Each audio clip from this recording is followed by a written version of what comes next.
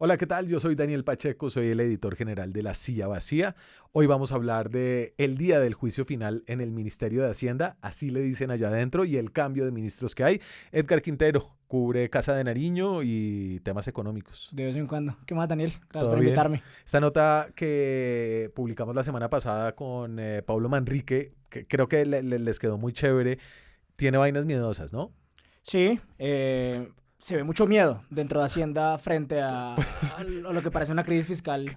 Que unos técnicos economistas hablen del día del juicio final, a mí me pone bastante nervioso. Sí, Entonces, ahorita ya vamos a lo que significa el día del juicio final, Edgar, pero Diego Guevara tenía un plan de recorte presupuestal y lo echaron.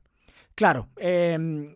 Digamos, nuestra primera intuición fue averiguar realmente qué había pasado en esa reunión que Guevara calificó como tranquila y amable luego de renunciar. Y lo que nos dimos cuenta es que no fue ni tranquilo ni fue amable. Entonces, Diego Guevara tenía un plan muy ambicioso de recortes. Y Diego Guevara, Diego Guevara era un profesor de la Universidad Nacional, Sí, llegó al viceministerio de Hacienda con Ocampo, pero y es un economista que llaman, digamos que en la jerga económica heterodoxo, es decir, que claro. cree que el Estado debe gastar, cree que el Banco de la República debe tener en cuenta otros factores, además del control de la inflación a la hora de establecer su tasa de interés, es decir, que en algunas ocasiones puede imprimir dinero, no es como el economista Fede Desarrollo, Universidad de los Andes, típico que ha estado en Hacienda toda la vida. Aún así, él tenía la intención de recortar el presupuesto. Sí, porque los números son los números y él se ha dado cuenta que los recortes eran necesarios. Entonces, básicamente la historia es que hace unas semanas Diego Guevara, junto a otros miembros del equipo económico, le presentaron a Petro un plan muy ambicioso de recortes. Entonces, el gobierno ya había hecho un recorte de 12 billones de pesos luego de que se cayera la reforma tributaria, de que el Congreso negara el presupuesto del gobierno para 2025. Lo que es ya un hecho muy atípico, es decir, en el trámite legal del presupuesto es el Congreso el que aprueba el presupuesto. Sí. El gobierno, por supuesto, tiene una iniciativa legislativa ahí muy importante, pero por primera vez yo no sé ya cuántos años, pero al menos en este siglo nunca habían negado un presupuesto. Se lo negaron al presidente Petro, entonces el presupuesto entró por decreto. Exacto, y luego se les cae la reforma tributaria y tuvieron que hacer el recorte de 12 billones de pesos. Pero todos los expertos económicos y también la gente del Ministerio de Hacienda estaban de acuerdo en que esos 12 billones de pesos no era suficiente, que había que hacer más recortes. Este es un presupuesto en un año clave, que es el año preelectoral, entonces es un presupuesto que viene cargado de presiones políticas, Sí. ¿no? Que finalmente no se vivieron en el Congreso, donde los congresistas tratan como de asegurar partidas para sus regiones, de meter plata que les va a servir a ellos para hacer campaña, pero también es un presupuesto muy importante para un gobierno porque es el del año de ejecución en el que además deja como plasmado su plan de gobierno para decirle a la gente, hey, miren lo que nosotros hicimos, pues consideren elegir Sí. a alguien de este proyecto en el Sí, 2026. y el presidente ya está pensando en su legado, ya vamos a ver que eso va a ser clave en esa echada de Diego Guevara. Entonces Guevara recorta 12 inicialmente de tajo, pero faltan varios más. Sí, entonces él tenía planeado hacer 2 recortes más. Uno, el más grande, de 15 billones de pesos, ese iba a ser para junio, porque en ese momento se actualiza el marco fiscal de mediano plazo, que es como la carta de navegación económica de los gobiernos y que manda como señales al mercado, sobre todo al exterior, de cómo están las finanzas públicas. Entonces quieren recortar ahí 15 billones de pesos y luego otro que sería un tercer recorte a lo largo del año, que era de 10 billones de pesos y que se iba a oficializar en diciembre y que más que un recorte era lo que proyectaban que no se iba a ejecutar, era oficializar la subejecución del gobierno. Y ese era el plan para evitar ese día del juicio final que ellos pensaban que venía más o menos a mitad del año, en junio. Claro. Y es que lo que pensaban, ¿por qué es el juicio final? Que suena terrible. Sí, es el juicio final porque este plan tenía la siguiente condición, y es que El presupuesto, digamos a grandes rasgos, está dividido en gastos flexibles y en gastos inflexibles, Sí. ¿no? Los inflexibles son los que son más difíciles de recortar, porque son, por ejemplo, para pagarle el salario a soldados y policías, porque es la plata que se le manda a las regiones y que es una obligación constitucional mandarlo, y esa plata es gran parte del presupuesto público.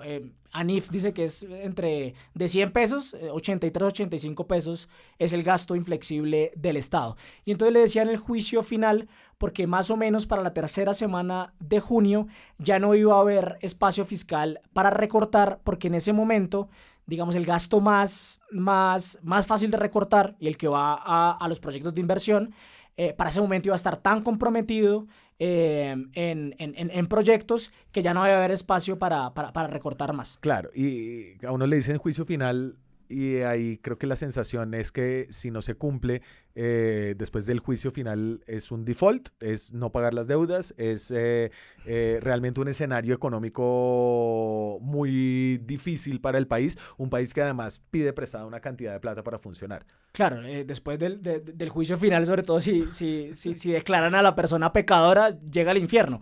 Y el infierno era, y la alerta adentro de Hacienda, era que para octubre se podía acabar la caja del gobierno. Y eso tiene una serie de implicaciones, que es básicamente poner en riesgo el pago de la deuda del país, poner en riesgo el pago de los servicios básicos que presta el Estado. Entonces esa era la alarma y ese era el tipo de conversaciones y adjetivos que estaban teniendo en Hacienda. Y entonces Diego Guevara, un ministro muy joven, ¿no? Uno de los más jóvenes en este siglo, había estado hablando con Petro y el presidente estaba copiando o al menos escuchando. Claro, el presidente hace unas 2 semanas y media los había escuchado y había dejado la puerta abierta para hacer el recorte. Recuerde que el año pasado, y Diego fue otra vez el heraldo de las malas noticias siendo viceministro, dio luz verde al recorte de 20 billones de pesos que se necesitó el año pasado. Entonces la sensación de Diego Guevara en ese momento, según nos dicen nuestras fuentes, es: al presidente esto claramente no le va a gustar, pero digamos, Petro en medio de todo relativamente responsable, lo que ha demostrado en el último tiempo, y lo va a aceptar y se le va a pasar, pero esta vez no se le pasó. Fiscalmente responsable, había bajado los subsidios de la gasolina, digamos que se habían esforzado mucho, pues quizás demasiado en el caso de Ricardo Bonilla, que ahora está en un lío legal por que la Comisión de Crédito Público le aprobara la capacidad de endeudarse para pagar a su vez otras deudas y poder invertir. Entonces había sido fiscalmente responsable, pero, y detrás de esto, le voy a poner aquí un pedazo que usted me sugiere durante la inauguración de un complejo científico, donde él ve detrás de esta intención de recorte una casi que como una maledicencia política dentro del establecimiento del Ministerio de Hacienda. Ahí va. Para subsidiar con billones y billones de dinero público las universidades privadas de Colombia, y no las mejores, sino las de garaje que pertenecen a un poco de politiqueros que a veces se sientan en el Congreso de la República y hacen leyes a favor de ellos.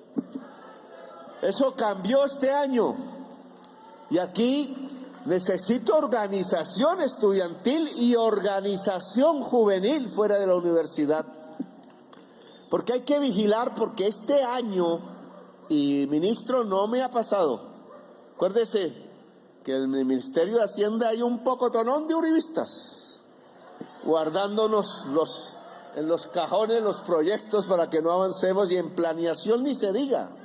Entonces, Edgar, él está ahí hablando como de uribistas infiltrados. Sí, y creo que aquí ahí llegamos como al centro de la nota, y es que el cambio de actitud de Petro, ¿no? De esa primera recepción, claro, Petro no estaba de acuerdo, pero entendía los números y sabía que había que ser responsable, pero la radicalización de Petro contra la responsabilidad fiscal, como lo entienden en Hacienda, coincide en el momento en el que Petro empieza a anunciar la consulta popular, y ya ese plan ambicioso de recortes lo entendió, como lo dicen nuestras fuentes, como una traición política. Y entonces ahí vuelve Guevara a decirle: hey, esto hay que recortarlo. Y esa es la conversación tranquila que tuvo Diego Guevara, la última que tuvo con el presidente Gustavo Petro. ¿Ahí qué pasó? ¿Guevara dijo me voy o lo echaron? No, Guevara, lo que sabemos es que Guevara, antes de esa conversación tranquila y amable, sabía que su salida era inminente, también sabía quién era su reemplazo, que era Germán Ávila, y lo que ocasionó como que esto se diera de esta manera fue toda una serie de mucha sorpresa adentro del ministerio y después mucho temor con la actitud del presidente frente a las cuentas del gobierno. Claro, Guevara llevaba 4 meses, es decir, sí, es el ministro más breve en el siglo, al menos, lo que convierte ya a este gobierno en el gobierno con más ministros de Hacienda, se lo leí creo que a portafolio desde Guillermo León Valencia, o sea, estamos hablando de épocas de la violencia, y eso genera como una incertidumbre por el recambio, porque no solamente es el recambio de Guevara, sino que con la salida de Guevara lo que nos dicen allá adentro es que se va más gente. Claro, uno de sus ejemplos es Jairo Bautista, el director de presupuesto. Lo que sabemos es que tiene ya lista su carta de renuncia y está a punto de presentarla, que es la persona que manejan y Jairo Bautista no era ningún uribista infiltrado. Exacto. No era ningún uribista infiltrado, hizo parte de la UTL de Gustavo Bolívar. No, incluso cuando llegó hubo críticas por su trayectoria, que no era una persona como tan experta dentro del presupuesto de Hacienda, en un cargo que había sido ocupado por técnicos de décadas allá adentro.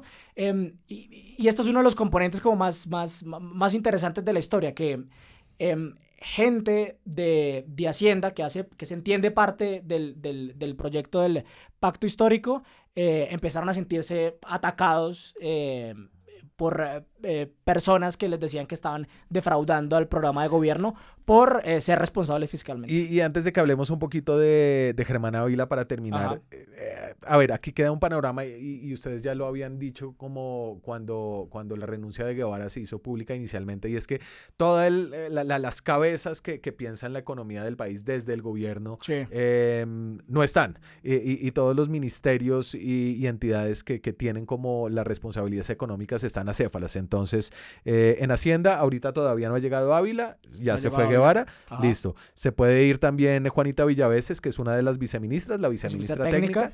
Se va el man de crédito público, el de crédito público no, el de presupuesto, Bautista. El de presupuesto. El de crédito público no está. Hoy ya apareció la hoja de vida del próximo nuevo director de crédito público, que es Javier Cuellar, pero esa cartera estuvo acéfala un par de meses luego que se fuera. Y tiene que llegar a aprender. La cabeza del Grupo Bicentenario, pues ya no está, que es como el holding de las empresas estatales, que es Germán Ávila, porque llega a Hacienda, pero todavía no ha llegado a Hacienda y ya se fue del Grupo Bicentenario. Y la DIAN, acuérdese de la DIAN. DIAN, hay un encargado. Que es Luis Eduardo Ginás, del corazón del presidente, pero que ha dicho que están en cargo y que ha dicho que se van en los próximos meses dentro de una entidad que es la encargada de recaudar impuestos, que es el corazón de los problemas del gobierno. El DNP, el Departamento Nacional de Planeación. Sí, que está también sin cabeza luego de la salida de Alexander López y donde suena Susana Muhammad. Pero suena es decir, sí, aquí nosotros la cantamos la semana pasada y nada que llega. Y el Ministerio de Comercio Exterior. Sí, ahí el cálculo todavía es que los liberales quieren entrar a esa cartera, pero está como encargada Ciro Rusinque. Entonces, ¿quién está pensando en en cómo evitar el día del juicio final? Claro, esa fue una de las ideas de esas primeras notas sobre la salida de Diego, y es que todo el equipo económico del presidente está básicamente en interinato. Llega Germán Ávila. Germán Ávila es un ex militante de la M19, un señor que antes de este gobierno había tenido como su mayor cargo como director de Metrovivienda de Bogotá, en la alcaldía de Lucho Garzón. Es experto en vivienda popular. ¿Sabe algo de finanzas públicas? No sabe de macroeconomía. Como usted dice, sabe es de vivienda popular y fue secretario general del Polo, ¿no? Entonces también sabe de política, sobre todo. ¿Sabe decirle que no al presidente? Eso es lo que está por verse, ¿no? Sí.